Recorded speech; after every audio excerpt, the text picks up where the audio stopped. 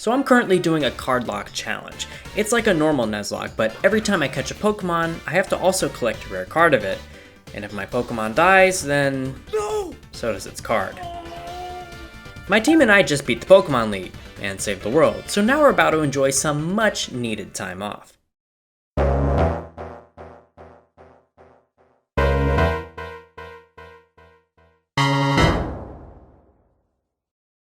With the world saved, I decided to celebrate by taking my team on a nice beach vacation in Undella Town. I forgot to mention it earlier on our journey, but I met a nice guy in Nimbasa that sold me a timeshare for only $20,000 a year. And I'd say that's a pretty darn good deal when views like this are priceless. I wanted to head straight to the beach, but after walking across one of Unova's staple bridges to get here, Charlotte was feeling hungry, so we stopped at this spot and ate some absolutely delicious corefish rolls. Well, every one of us except Scalper. The moment I let her out of her Pokeball, her stench caused all of the other customers in the restaurant to start gagging, so I had to keep her tucked away until I found a spot she could enjoy without bothering anyone. That'll work. We checked out a couple of cute tourist traps and then hit the beach. Alright, it's pretty crowded, y'all. I don't want to lose track of any of you, so let's stick together, nobody gets lost, we all go home. Why are you running towards the beach? Charlotte saw Machoke and Machamp showing off in their Speedos, which he seemed really excited about for some reason. I don't know, I guess he just really likes hanging out with other fighting types. Rufflet the Mandibuzz did her emo thing and just perched up on the lifeguard tower. I suspect she thinks she's too good for me now after completely carrying our ass through the Pokemon League. Gonzo headed straight for the waves and started splashing around with some of the other water Pokemon, and Jeff, well, they're a legendary Pokemon, so I'm not even gonna pretend I know what the hell they're doing flying around up there. I decided to just let them have their fun. I wasn't going to let their crazy Pokemon beach day stop me from having a nice, normal, relaxing human beach day. So I laid out a towel and soaked up the sun with a nice book for a bit while Ghost Beethoven kept me company. At first, I was a bit freaked out by his paranormal presence, but honestly, I'm just happy that out of all the fun things he could be doing in the afterlife, he just wanted to spend more time with me. After a few hours, I decided it's time to head to our timeshare villa and start winding down for the day. And man, I gotta say, not having to constantly fight for my life certainly has made this vacation better than any I've taken in the past. Who are you?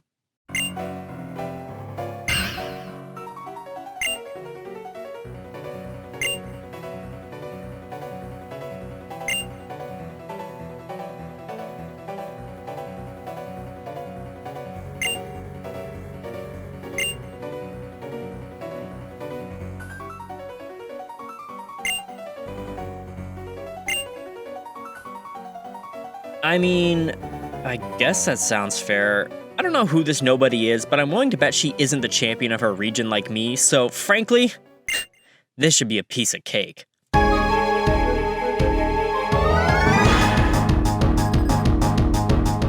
one Pokemon short, but it should be fine, right? What levels are Spiritomb? 75? Yeah, this might actually be a problem. I'm starting to think that maybe I should have spent my beach vacation training instead of lounging around. Every member of her team is nearly 20 levels above my own, and that's without even considering the fact that I'm going into this fight with a one Pokemon disadvantage. My odds aren't looking good here, but that doesn't matter. We've been in dire situations before, and me and my Pokemon were always able to pull through. I am not going to let this woman derail my hard-earned vacation. Since fairy types don't exist yet, Cynthia's Spiritomb has no weakness, which will make it hard to find an angle of attack against it. So, I won't attack. I swap out Charlotte for Scalper. Now, despite being on the team for a good while, she still hasn't really had her time in the spotlight. Until now, that is. It's time for a Toxic stall. Spiritomb goes for a double team, and Toxic doesn't connect on the first attempt, but luckily, finds its mark on the second. Now, Cynthia is free to double team all she wants. I just have to play the long game.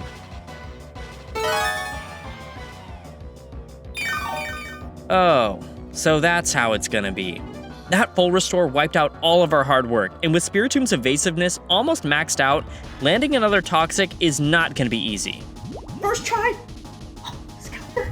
Scalper! Unless your name is Scalper the Sniper! This puts us in a really advantageous position. Cynthia's only full restore has been used up, while our entire team is still at full HP. I think we might actually have a shot at this. I try to play around Spiritom's Sucker Punch by alternating between Protect and other status moves, but with its pressure ability, I can't hold out forever. Scalper takes a Will-O-Wisp, but I'm not too worried about the burn since the black sludge she's holding effectively negates the damage. On one of the turns my Protect is down, Spiritomb connects with the Shadow Ball, which Scalper barely survives. Luckily, I brought full restores of my own. I restore my trash monster back up to full HP, ready to watch Cynthia's ghostly monster finally succumb to its illness. She goes for one final Shadow Ball that claims Scalper's life. Down. Scalper might be 2. Yep, Scalper is dead. Well, okay, 1 for 1. Due to the special defense drop from before, she unfortunately never stood a chance. Spiritomb finally dies from the poison though, putting us in a situation you never like to see in a Nuzlocke. Just like in our final showdown with N, both of our Pokemon going down at the same time means I have to choose who to send out next without knowing what they'll be up against. Okay, I gotta remember. Cynthia has Garchomp, Lucario, Roserade, Milotic. There's something else. I got no idea. I can't remember. It's been so long since I played Diamond and Pearl. I guess when in doubt, we rufflet it out. Right?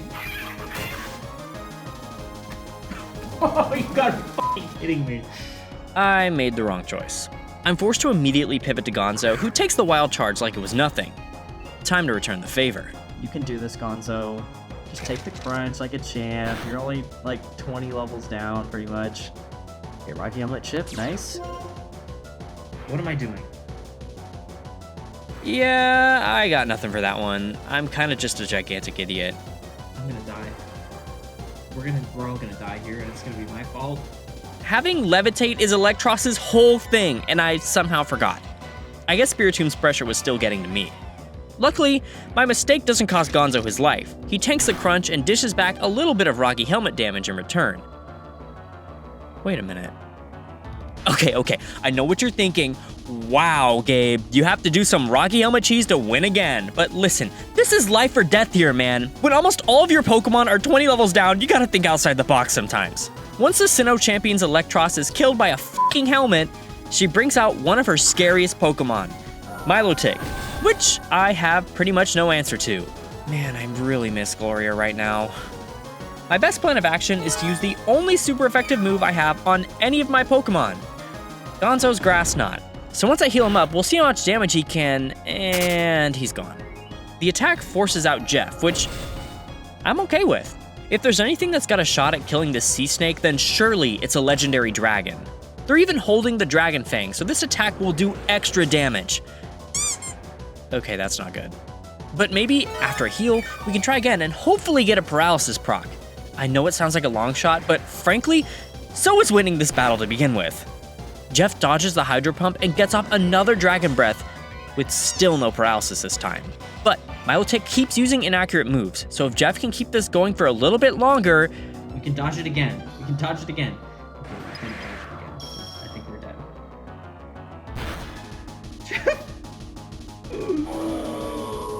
Oh. I don't know what the legendary Pokemon dying is going to do to the fate of the universe. We're going to think about that later. Damn it, I should have asked Sen if I could trade him for a Zekrom. I think we're gonna die. I send out Gonzo, hoping for a Miracle Grass Knot crit, but it's not enough. And just like that...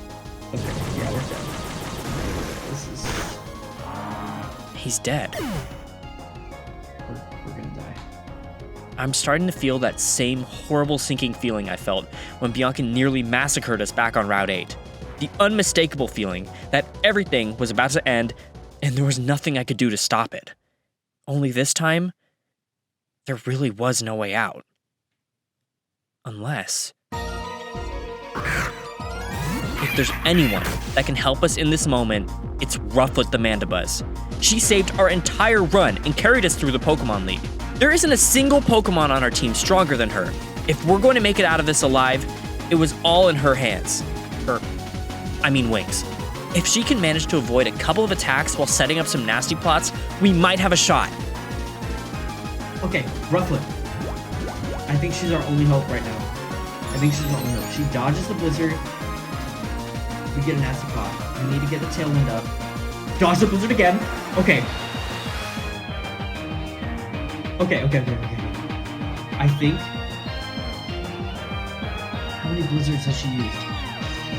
It's gotta be 5. It's gotta be 5. I'm gonna bet it's 5. I'm gonna hope it's 5. I'm gonna be really greedy. I'm going for one more nasty flat. And then we're gonna push. Nope. Okay. Oh my god. Did I just throw? You can take it. You can take it. You can take it. You can take it. You can take it. It's not sap. It's not sap. It's not sap. It's not sap.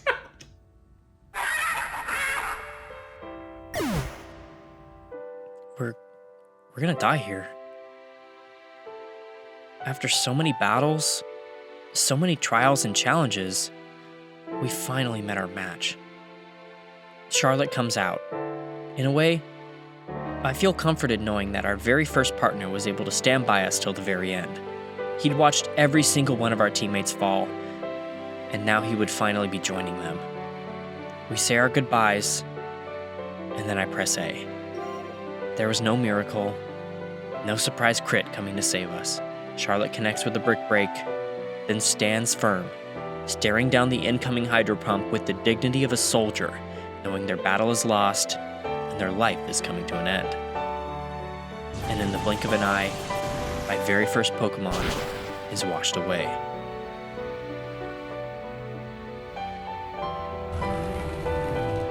It's over. The run is over. And the nightmare was too.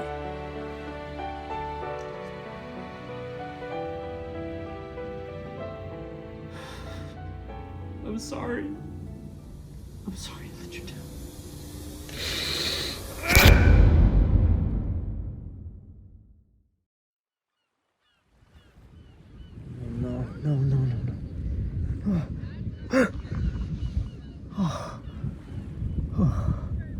Oh my god.